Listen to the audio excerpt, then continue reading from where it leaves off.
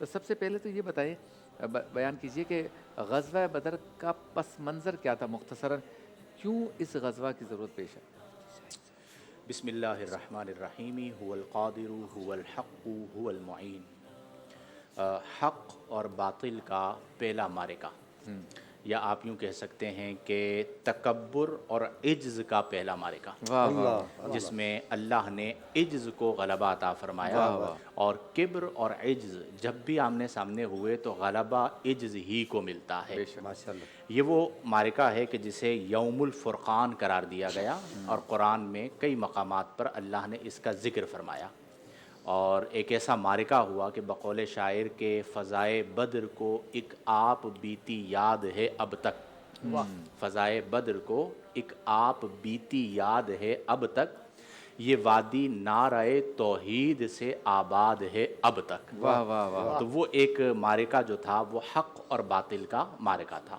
قرآن میں اس کا ذکر کرتے ہوئے اللہ نے فرمایا کہ وَلَقَدْ نَصَرَكُمُ اللَّهُ بِبَدْرٍ وَأَنْتُمْ أَذِلَّةٌ، کہ اللہ نے تمہاری مدد فرمائی جب تم بدر میں تھے اور تعداد میں کم تھے۔ مختصر اس کا یہ ہے کہ نبی کریم صلی اللہ علیہ وآلہ وسلم بارادہ جنگ نہیں نکلے تھے، بلکہ ابو سفیان کے لشکر کے تعاقب کے لیے نکلے تھے۔ صحیح۔ اور اس لشکر کے تعاقب کی وجہ بھی یہ تھی کہ کفار مکہ شرارتیں کرتے رہتے تھے اور مسلمانوں کو اذیت و تکلیف پہنچاتے رہتے تھے، تو نبی کریم صلی اللہ علیہ وسلم نے ایک حکمت عملی کے تحت اس کے لشکر کا تعاقب کرنے کا ارادہ فرمایا۔ صحیح۔ وہ اس لشکر کو محفوظ طریقے سے مکہ تک لے گیا، اور اس کے لشکر میں جو ساز و سامان تھا وہ رؤسائے قریش، رؤسائے مکہ کا تھا۔ اب جب مکہ میں یہ خبر پہنچی تو اہل مکہ نے ابو جہل کے، عتبہ کے، شیبہ کے اکسانے پر ایک بڑی تیاری کی کہ ہم جو ہے وہ معاذ اللہ محمد صلی اللہ علیہ وسلم اور آپ کے لشکر پر حملہ آور ہوں گے۔ نبی کریم صلی اللہ علیہ وآلہ وسلم کو راہ میں یہ خبر ہوئی کہ کفار مکہ جنگ کے ارادے سے نکل چکے ہیں۔ اچھا، تو نبی کریم صلی اللہ علیہ وسلم نے مشورہ فرمایا صحابہ کرام سے۔ اب صحابہ دو طرح کے تھے، مہاجرین بھی اور انصار بھی۔ مہاجرین صحابہ کرام سے مشورہ کیا تو ان میں سے ایک صحابی رضی اللہ عنہ نے عرض کیا کہ آقا کریم آپ ہمیں حکم دیں، ہم آپ کے ساتھ ہیں۔ نبی کریم نے انصار کی طرف رخ کیا تو صحابہ نے عرض کی کہ شاید آپ کا اشارہ ہماری طرف ہے، انصار صحابہ نے۔ تو پھر ان میں سے ایک صحابی رضی اللہ عنہ کھڑے ہوئے، اور کھڑے ہو کر انہوں نے عرض کیا کہ آقا کریم آپ ہمیں حکم دیں، ہم حضرت موسیٰ کی قوم کی طرح نہیں ہیں کہ جو یہ کہیں کہ آپ اور آپ کا رب جا کر ان سے جنگ لڑیں۔ ہم آپ کے دائیں لڑیں گے، ہم آپ کے بائیں لڑیں گے، ہم آپ کے آگے لڑیں گے، ہم آپ کے پیچھے لڑیں گے۔ کیا بات! اور اگر آپ ہمیں دریا میں اترنے کا حکم دے تو ہم اپنے گھوڑوں کو دریا میں اتار لیں گے۔ کیا بات! یہ وہ جذبہ تھا جسے دیکھ کر آقا کریم صلی اللہ علیہ وسلم بدر میں تشریف لائے، اور پھر وہ سارا معرکہ جس پر انشاءاللہ معزز علماء کرام اپنے اپنے انداز میں روشنی ڈالیں گے، وہ معرکہ ہوا۔ میں اس میں دو باتیں عرض کرتا ہوں ابتداً۔ پہلی بات یہ ہے کہ مسلمانوں کا لشکر جو تھا، شبیر بھائی ان کی تعداد کیا تھی؟ 313۔ کفار کا جو لشکر تھا ان کی تعداد تقریباً 1000۔ ٹھیک ہے جی۔ اب آپ دیکھیے کہ ایک فرد کے مقابلے میں کم از کم 3 کافر بن رہے ہیں، یعنی 3 گنا لشکر بڑا ہے۔ 313 ہے، 600، 900 اور پھر 1000 کے قریب چند افراد کم تھے۔ اب 313 کو اللہ تعالیٰ 1000 کے لشکر پر غلبہ عطا فرما دے۔ تو وہ جو غلبہ ملا، اگر آپ کہیں تلواروں سے ملا تو 2 تلواریں تھیں، ٹھیک ہے۔ اگر آپ کہیں تیروں سے ملا تو گنتی کے تیر تھے، گنتی کے نیزے تھے، گنتی کے گھوڑے تھے، کوئی ساز و سامان نہیں۔ اس کا مطلب یہ ہوا کہ جو جنگ لڑی جاتی ہے وہ اسلحے سے نہیں لڑی جاتی، وہ جذبے سے لڑی جاتی ہے۔ کیا بات! اگر آپ کو یہ بات سمجھنی ہے تو اس کی دور جدید کی اس وقت کی سب سے بڑی مثال ہے غزہ، فلسطین، کہ آپ دیکھیں مقابلے پر سارا ساز و سامان ہے، اور جو غزہ میں اہل اسلام موجود ہیں ان کے پاس قلت ہے، نہ ہونے کے برابر ہے، یعنی کوئی موازنہ ہی نہیں ہے۔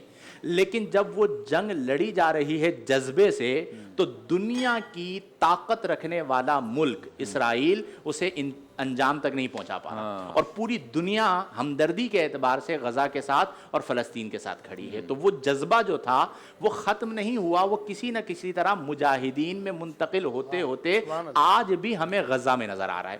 تو اہل اسلام کو چاہیے کہ ہم ایک بات تو ذہن میں رکھ لیں کہ صرف اس پر مطمئن نہ رہیں کہ ہمارے پاس یہ والا میزائل ہے، ہمارے پاس وہ والا میزائل ہے، ہمارے پاس یہ طاقت ہے، ہمارے پاس وہ طاقت ہے. اصل جو طاقت ہوتی ہے وہ اللہ کی ذات پر توکل ہوتا ہے، جو توکل 313 نے کیا، جو جنگ کے ارادے سے نہ نکلے تھے، اللہ نے 1000 پر غلبہ عطا فرما دیا. دوسری بات، جب جنگ شروع ہونی تھی کل، تو آقا کریم علیہ افضل الصلاۃ والتسلیم نے آج کی رات اپنے خیمہ اقدس میں گزاری، اور کس طرح گزاری کہ آپ نے پوری رات اپنے رب کی بارگاہ میں دعا کرتے ہوئے بسر فرما دی. واہ واہ. اور عجز کا عالم کیا تھا کہ حضرت صدیق اکبر رضی اللہ عنہ موجود ہیں، آقا کریم صلی اللہ علیہ وسلم کے مبارک کندھوں پر چادر ہے، اور اس قدر عجز سے دعا فرما رہے تھے کہ وہ چادر آپ کے کاندھوں سے گھر گئی. اور حضرت صدیق اکبر رضی اللہ عنہ نے اسے اوپر کیا اور عرض کی کہ آپ کا رب آپ کو مایوس نہیں فرمائے گا. آپ کو صبر کے کچھ الفاظ حضرت صدیق اکبر رضی اللہ عنہ نے کہے. اب اگلے دن جنگ ہونی ہے. نبی کریم صلی اللہ علیہ وسلم آج جو اس کی تیاری ہے، اصل تیاری، وہ کس صورت میں کر رہے ہیں؟ دعا کی صورت میں. اس کا مطلب یہ ہوا کہ آپ کو نتیجے میں اپنے آپ پر بھروسہ نہیں ہونا چاہیے، بلکہ اللہ کی ذات پر بھروسہ ہونا چاہیے. اچھا، بھروسہ جب اس درجے کا ہو تو وہ فرمایا گیا نا کہ اجابت کا صحرا، عنایت کا جوڑا، دلہن بن کے نکلی دعائے محمد. آقا کریم صلی اللہ علیہ وسلم کی دعا جو ہے وہ دلہن بن کے نکلی، اور اللہ نے اس دعا کو قبول فرمایا. اور پھر اللہ تبارک و تعالی نے میدان بدر میں فرشتوں کو اتارا، اور ان فرشتوں کی مدد سے مسلمانوں کو غلبہ عطا کیا. اب سوال یہ پیدا ہوا کہ اس وقت تو فرشتے اترے تھے، آج اگر کچھ ہو جائے تو کیا فرشتے اتریں گے؟ تو علامہ اقبال رحمہ اللہ نے خوبصورت بات کہی کہ فضائے بدر پیدا کر، پہلے تو فضائے بدر پیدا کر، فضائے بدر پیدا کر، فرشتے تیری نصرت کو اتر سکتے ہیں گردوں سے، قطار اندر قطار اب بھی. فرشتے آج بھی موجود ہیں. اتارنے والی ذات کس کی ہے؟ رب تعالیٰ کی. کمی کی جس چیز کی ہے وہ یہ ہے کہ ہم فضائے بدر پیدا نہیں کر پا رہے. اگر ہم اس فضا کو اپنے دل میں جگہ دیں، اور وہ جذبہ شہادت، وہ جذبہ جہاد، وہ اعلائے کلمت الحق کی طلب اگر سچی دل کے اندر آ جائے، تو آج بھی اللہ تبارک و تعالی ایمان والوں کی نصرت فرمائے گا. لیکن ایک جملے میں یہ افسوس کے ساتھ کہہ دیتا ہوں کہ افسوس کی بات یہ ہے کہ وہ جذبہ من حیث الامت اس وقت اقوام عالم کے اندر مسلم امہ میں نظر نہیں آ رہا. یعنی فلسطین کا معاملہ آپ کے سامنے ہے. اب آپ ایک طرف فلسطین کے معاملے کو دیکھیں اور اس کے ساتھ آپ پوری مسلم امہ کو دیکھیں تو وہ بیان کی حد تک تو ہے، ورنہ جس انداز کے اندر سحر میں ہمارے بچوں کو شہید کیا جا رہا، افطار میں ہمارے بچوں کو شہید کیا جا رہا، ہزاروں کی تعداد میں نہتے مسلمانوں کو شہید کر دیا گیا، اور غیر بھی اب کہہ رہے ہیں کہ بھائی بس کر دو، بمباری بند کر دو.